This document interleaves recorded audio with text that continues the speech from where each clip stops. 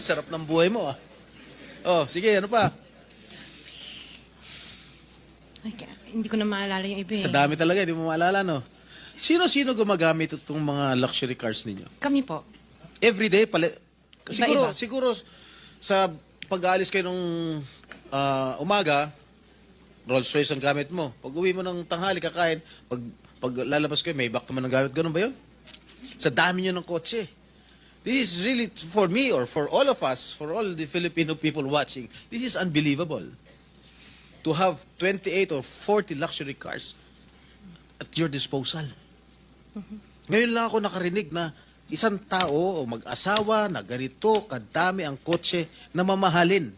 Hindi na bali yung mga Fortuner, okay lang. Pero kayo, Rolls-Royce, Maybach, Mercedes-Benz, Bentley, Escalade, Range Rover, ilan? GMC, Suburban, G63, di ko